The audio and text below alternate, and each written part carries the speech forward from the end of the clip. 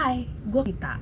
Ada kepercayaan dari investor, termasuk gue, yang yakin bahwa membangun aset itu melalui investasi di saham atau properti. Dimana kalau kita memilih instrumen yang bagus potensinya di masa depan, lalu di hold selama mungkin, akan naik nilainya. Gue juga termasuk orang yang yakin kalau melakukan dollar cost average atau untuk waktu yang lama, itu adalah cara untuk menumbuhkan aset di masa depan.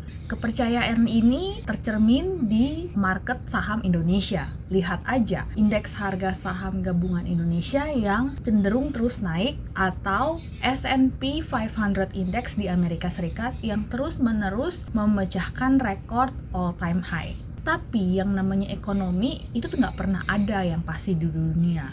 Strategi buy and hold dan dollar cost average itu nggak mempan di ekonomi Jepang. Apa yang terjadi dengan ekonomi Jepang? Setelah Perang Dunia Kedua, ekonomi Jepang bangkit luar biasa cepat, bahkan dianggap sebagai keajaiban. Hingga di tahun 1980-an, Jepang menempati posisi sebagai ekonomi terbesar kedua di dunia di belakang Amerika Serikat. Dari tahun 1956 sampai tahun 1986, harga tanah di Jepang naik 5.000%. Sedangkan indeks konsumen naik rata-rata 600%. Indeks bursa saham Jepang naik hampir 3.600% dari indeks yang cuma 100 di tahun 1950 hingga puncaknya di Desember 1989 mencapai hampir 39.000. Masyarakat di Jepang punya budaya menabung yang sangat tinggi sehingga banyak nasabah menyimpan uang mereka di bank dan bank kemudian menggunakan dana tersebut untuk menyediakan kredit mudah sehingga masyarakat mengambil kredit untuk membeli properti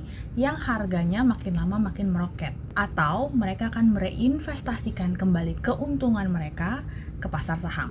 Tapi di tahun 1990 economic bubble Jepang pecah. Selama dekade 1990-an, bursa Nikkei Jepang kehilangan nilai market hampir 50% dan sampai saat ini 33 tahun kemudian tidak pernah kembali ke angka all time high yang dicapai di tahun 1989 itu. Dan setelah 33 tahun, baru sekarang harga properti dan apartemen di area Tokyo mulai kembali mendekati harga puncak bubble di tahun 1990. Sekarang bayangkan bagaimana kalau ada orang tua di Jepang yang membeli rumah di tahun 1985 dengan harapan nilainya akan meningkat nanti dan bisa diwariskan ke anak-anak mereka, atau kalau mereka menginvestasikan uang di tahun 89 sampai sekarang nilainya masih nyangkut dan belum balik modal setelah 34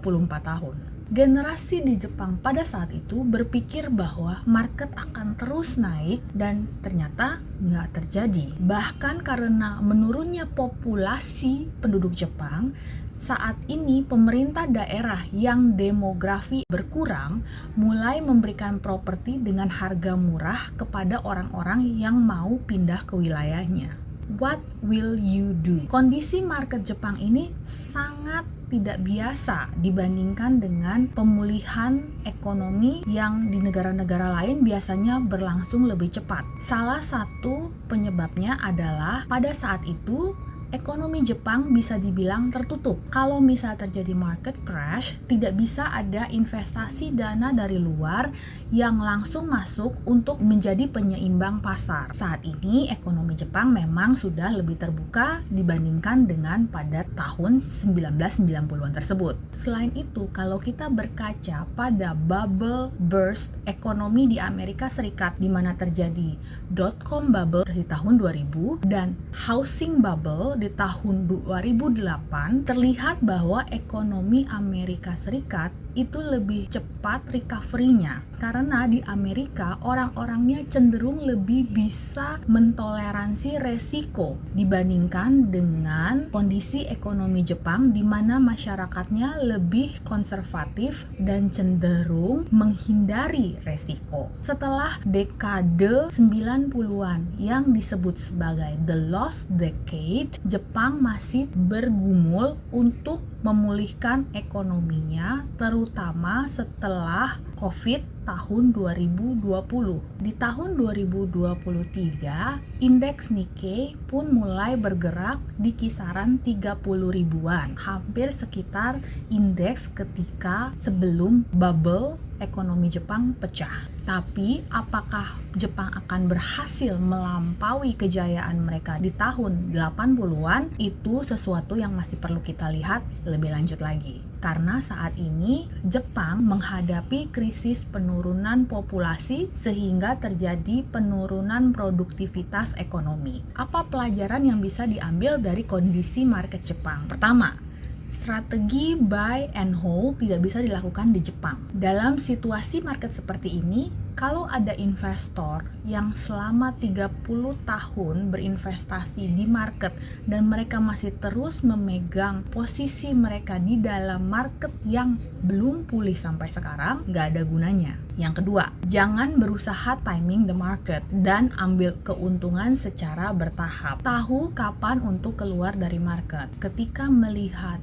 market meningkat dengan drastis dan misalnya mencapai keuntungan 100, jangan menunda dan menunggu hingga bisa dapat keuntungan 150 atau 200. Be happy dengan keuntungan 100 yang didapat dan jangan berusaha menunggu peak valuation dari investasi. Ketika seseorang ragu karena market naik nilainya terlalu tinggi, kurangi posisi dan dana yang terkomitmen di instrumen investasi tersebut. Yang ketiga, diversifikasi dan jangan berinvestasi di satu kelas aset saja. Investasi value jumlah besar di real estate atau saham di Jepang tidak menghasilkan return selama 30 tahun lebih. Di kondisi seperti ini, lebih penting berinvestasi di aset yang menghasilkan cash flow seperti dividen atau uang sewa. Karena kalau dihitung perkembangan value hampir tidak ada. Bagi banyak orang, aset terbesar yang dimiliki itu adalah rumah yang ditinggali. Jadi, sebagian besar uang mereka terikat pada rumah yang baru bisa diuangkan ketika dijual. Sedangkan orang tersebut membutuhkan tempat tinggal baru kalau rumahnya dijual. Dalam kondisi market seperti di Jepang, terlalu berlebihan hanya berinvestasi di saham atau di properti akan menghit nilai aset seseorang. Demikianlah sekilas yang gue pelajari tentang pecahnya bubble ekonomi terbesar di dunia, yaitu bubble saham dan properti di Jepang. Ini cuma pendapat gue sebagai orang awam ya, mudah-mudahan berguna. It's not about how much you make, it's about how you manage your money. Salam!